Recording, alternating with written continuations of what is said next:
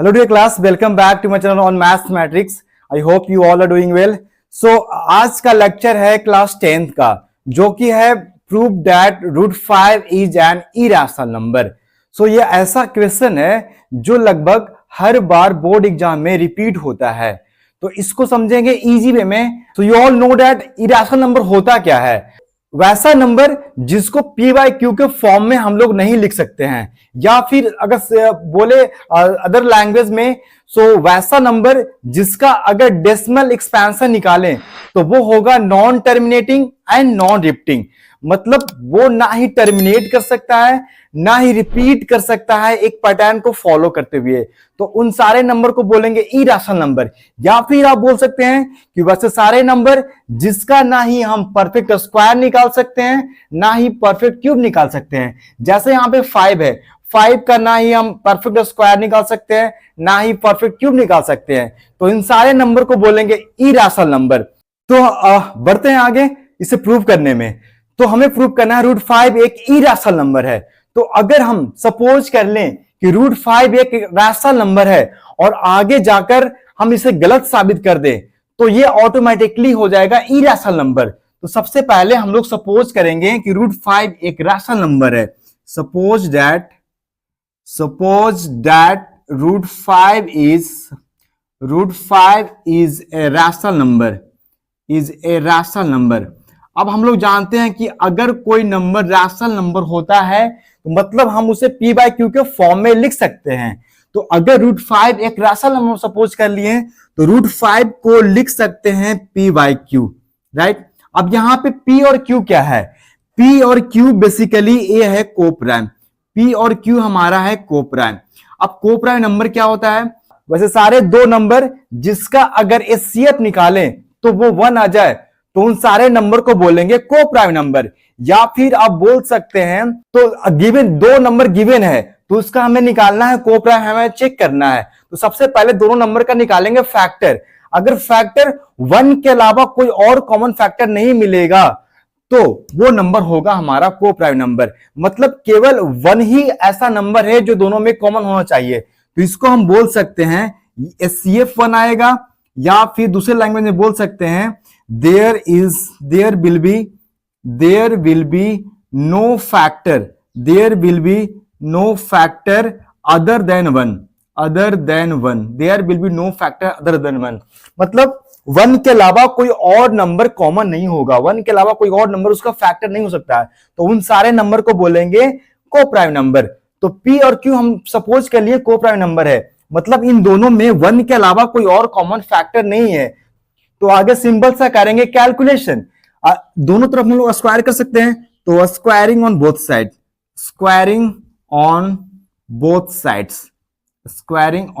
Side. अगर दोनों number को हम स्क्वायर करें दोनों तरफ मतलब कि रूट 5 का square equal to p by q का स्क्वायर. अब रूट 5 का स्क्वायर को भी नंबर अगर रूट के अंदर है उसका भी स्क्वायर है तो रूट से स्क्वायर रूट कैंसिल आउट हो जाता है. तो ये रूट 5 का स्क्वायर हमारा आ जाएगा 5 और इसको अगर सोल्व करें तो लिख सकते हैं p square by q square.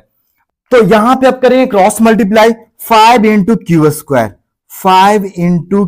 Square equal to p square. अब मेन यहां पे समझने वाली बात यह है कि 5 में किसी नंबर के साथ मल्टीप्लाई करने में पी स्क्वायर आ रहा है. 5 में किसी नंबर के साथ मल्टीप्लाई करने पे पी स्क्वायर आ रहा है. जैसे यहां पे हम सपोज कर ले यहां पे अगर 5 में किसी नंबर के साथ मल्टीप्लाई किए तो 10 आया. जैसे 5 में हम 2 से मल्टीप्लाई किए तो 10 आया. इसका मतलब क्या हुआ कि 5 डिवाइड्स 10. या फिर बोल सकते हैं 10 इज डिविजिबल बाय 5. तो यहां से लिख सकते हैं क्या 5 डिवाइड्स पी स्क्वायर.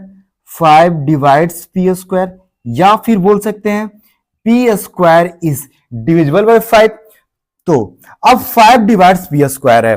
तो अगर जैसे यहां पे कोई नंबर 10 है, अगर 10 का स्क्वायर यहां पे लेते हैं और यहां पे नंबर 5 लिए, अगर 10 स्क्वायर 5 से डिविजिबल है इसका मतलब अगर हम इस पावर को हटा दें, स्क्वायर को हटा दें तो भी वो नंबर 5 से डिविजिबल होगा.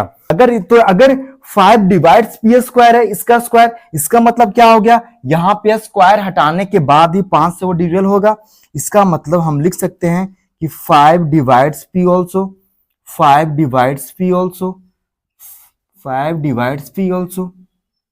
तो यहां पे 5 डिवाइड्स पी ऑल्सो, इसका मतलब क्या हुआ कि 5 में कुछ नंबर से मल्टीप्लाई करेंगे तो हमें पी मिलेगा। जैसे यहाँ पे 5, जैसे यहाँ पे कोई नंबर लेते हैं 10 डिवाइड्स 5, राइट, 10 डिवाइड्स 5 लिए थे। तो अगर 5 डिवाइड्स 10 है या फिर 10 इज डिविजिबल बाय 5 है, इसका मतलब क्या हुआ कि 5 के टेबल में आ रहा होगा 10, 5 के टेबल में 10 आएगा, मतलब 5 में कोई नंबर के साथ मल्टीप्लाई करेंगे तभी तो 10 आएगा। तो यहां से हम लोग क्या लिख सकते हैं, 5 में कोई नंबर के साथ मल्टीप्लाई करेंगे तो मिलेगा हमें पी। तो मान लेते हैं वो नंबर सी है, कोई नंबर वो हम सी ले लिए। 5 में 5 डिवाइड्स पी था, मतलब 5 में कोई नंबर के साथ मल्टीप्लाई करने पे पी मिल रहा था। अब इस पी का वैल्यू को हमें इस वाले क्वेश्चन में पुट करना है। तो इस पी वाले वैल्यू को हमें इस वाले क्वेश्चन में पुट करना है। ये क्वेश्चन क्या था, 5q square equal to p square. अब पी का वैल्यू, पी को रिप्लेस करेंगे 5c के साथ, तो 5q स्क्वायर, पी का वैल्यू है 5c, पी का स्क्वायर इसका मतलब 5c का स्क्वायर।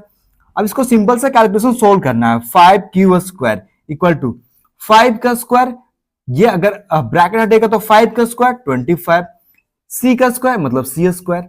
अब सोल्व करेंगे सिंपल सा, तो यहां से लिख सकते हैं 5 से ये कट जाएगा, 5q स्क्वायर। अगर यहां से लिखते हैं q square equal to 25/5 into c square, या q square equal to 5c square.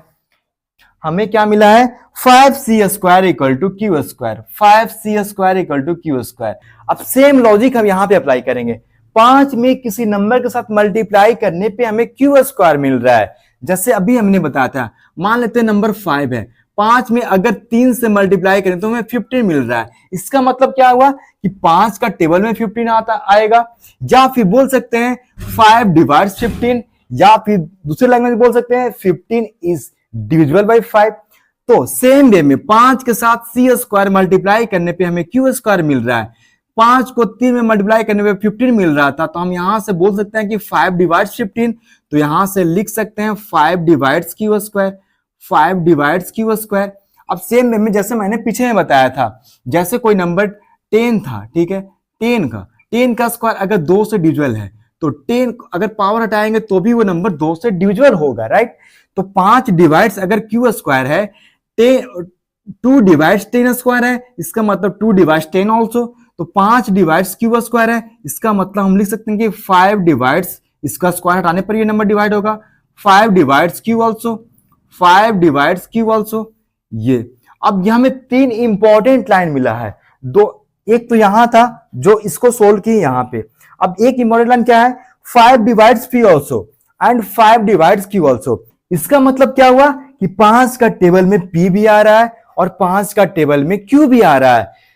तो अब मतलब p और q का मतलब 1 के अलावा 5 भी एक ऐसा नंबर है जो p और q दोनों को डिवाइड कर रहा है। यहां पर जब हमने सपोज किया था कि p और q एक को प्राइम नंबर है, मतलब 1 के अलावा कोई और कॉमन फैक्टर नहीं हो सकता है। बट जब हमने सोल्व किया तो यहां पे मैंने देखा कि 5 भी एक ऐसा नंबर है जो दोनों को डिवाइड कर रहा है, मतलब 1 के अलावा 5 भी एक ऐसा नंबर होगा जो दोनों का कॉमन फैक्टर होगा। बट हमने तो सपोज किया था कि को प्राइम नंबर है, मतलब 1 के अलावा कोई और कॉमन फैक्टर नहीं हो सकता है। बट सोल्व करने पे 5 भी एक ऐसा नंबर मिल गया जो 1 के अलावा ये फैक्टर कॉमन है। तो 1 और 5 दो ऐसा नंबर मिल गया जो दोनों नंबर का कॉमन फैक्टर आ रहा है। इसका मतलब जो हमने सपोज किया था वो गलत सपोज किया था, ये एक रैशनल नंबर सपोज किया था हमने और इसको को प्राइम माना था। तो यहां से हम लोग क्या लिख सकते हैं, 5 is also common factor of, 5 is also common factor of p and q। मतलब 1 के अलावा 5 भी एक ऐसा नंबर है जो दोनों को डिवाइड करेगा, राइट। मतलब हमारा जो हमने सपोज किया था वो गलत सपोज किया था। तो यहां से लिख सकते हैं our assumption was wrong, our assumption was wrong. तो हमने जो सपोज किया था वो गलत हो गया। तो हमने सपोज किया था रैशनल नंबर और हमने यहां पे गलत प्रूव कर दिया। मतलब कि यहां से क्या होता है, hence root 5 is an irrational number, root 5 is an irrational number। तो ये था। अब सेम वे में √2, √3, √5, √6 को √7 सेम वे में आप प्रूव कर सकते हैं लाइन बाय लाइन। जहां पे 5 है वहां पे कोई दूसरा नंबर को रिप्लेस करके आप सेम वे में प्रूव कर सकते हैं। तो ये था आज का chapter √5 is an irrational number. I hope आप सबको ये क्लियर हो गया होगा। But if you have any query, let me know in the comment box. Please don't forget to subscribe my channel and hit the like button also. Thank you so much. See you in the next one. Bye.